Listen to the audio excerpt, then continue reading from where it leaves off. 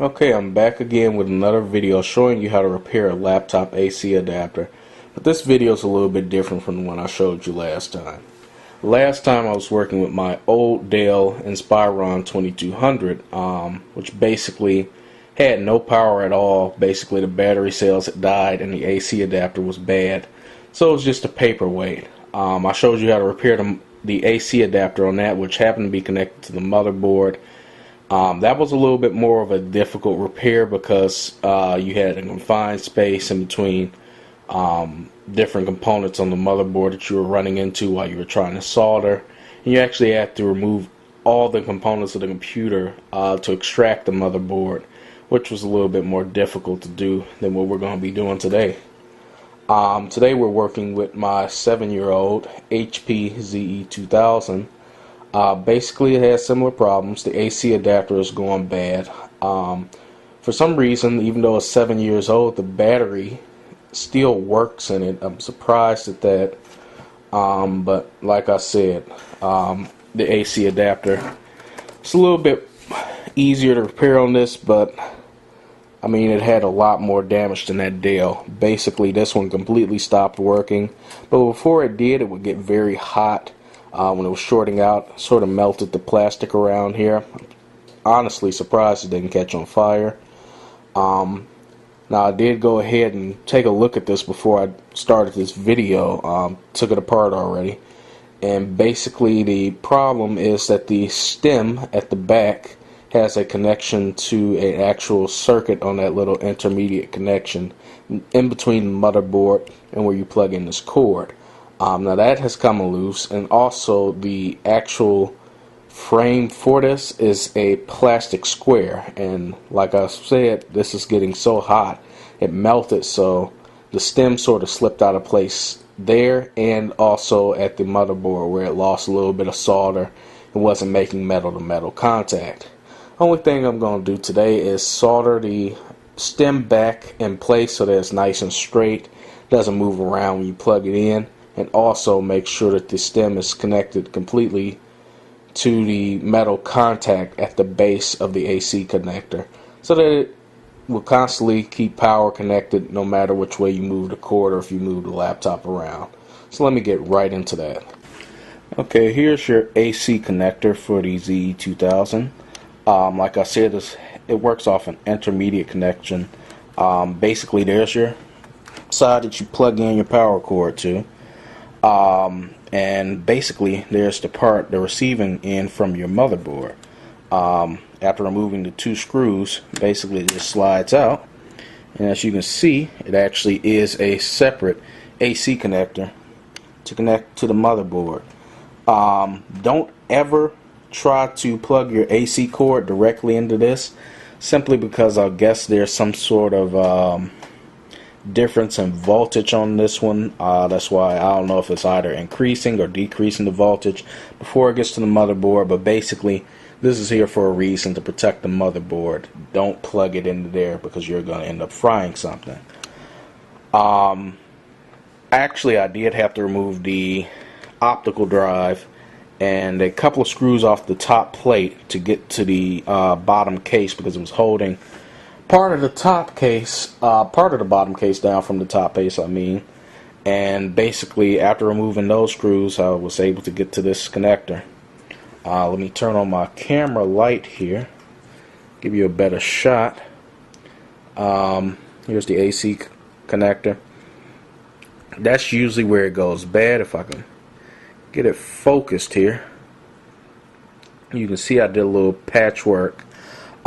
This specific connector is the one for the stem at the back. That's usually what goes bad. When this connector gets hot, the plastic holding the stem in place basically melts, and when you plug in your cord, this moves back and you're not getting the right type of connector. Okay, here's the finished product. It's not pretty, but definitely works. Basically what you want to do is make sure the stem has no room to move backwards and forward. So I put a giant glob of solder on the back of the stem, also all the way down to the connection to the motherboard. for the stem, which was the problem with this AC adapter. I also made sure to put a little bit overlapping on each one of the corners so the stem is securely in the center as it should have been from the factory before it was wiggling all out of place. It's not pretty, like I said, but if you don't want to go through the trouble of doing this, you can go ahead and buy the part number. For those of you who don't have this number, is right here. Hopefully you can see that. CD3B 33CT 2P B 0004. There's 88. I don't know what those numbers mean, simply because I decided to do this myself rather than buy the AC adapter. But I'm just going to plug it in and test it. Actually, let me flip it back over first. Now, you don't need the hard drive or anything in just to test it. I mean, it's fairly simple. You just press the power button and make sure it comes on. Make sure your battery's not in, because you want to make sure that the thing is actually working. Press the power button right here. Whoops, that's a screw, not a power button. So you can see the power light comes on. HP, yes, it's reading error messages because the hard drive and nothing is in there. As you see, I'm shaking it. There's no battery in here. I'm moving it all around, and it works. Let me go ahead and get the computer back together. But first, before I do that, this would be a great opportunity to take a can of compressed air, go around, clean out all the dust from your motherboard.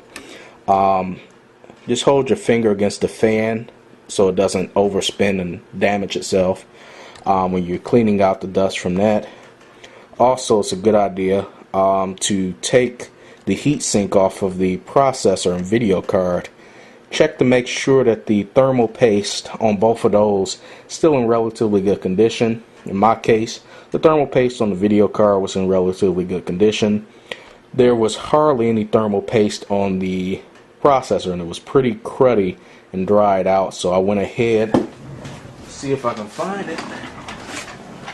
Oops. Got some high performance thermal compound. Basically, it's not the best you can get. The best is probably that acrylic silver stuff, but it's pretty expensive. I just got the basic $2 stuff. Works good anyway. Helps your processor to stay a little bit cooler. Make your computer last a little bit longer. So with that, let me get everything back together. And I'll just show you the finished product.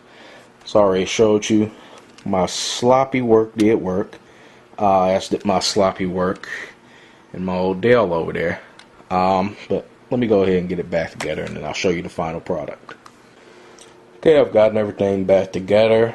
Nothing's out of place or anything. Everything works. The speakers, the keys, the ports, AC adapter, fine. It's not getting hot or anything. There's no weird smoke or any smell or anything.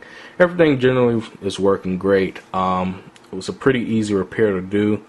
It took me about 25 minutes to take it apart, put it back together, and I just took a couple of hours to let it run to make sure that everything was working correctly. I updated the computer. Since it was sitting in my closet for a year, I had to install Service Pack 3. Just a couple of other things, virus protection, everything, but generally just make sure everything works. Your optical drive, make sure that works. Put a CD in there. I mean, it's a pretty easy repair to do. If you have any questions or want to make any comments, just leave them at the bottom. If you want to see videos like this and more on my page, you can click the subscribe button to get automatic updates. And if you want to check out some more of my videos, just click on the name and you'll be able to check those out.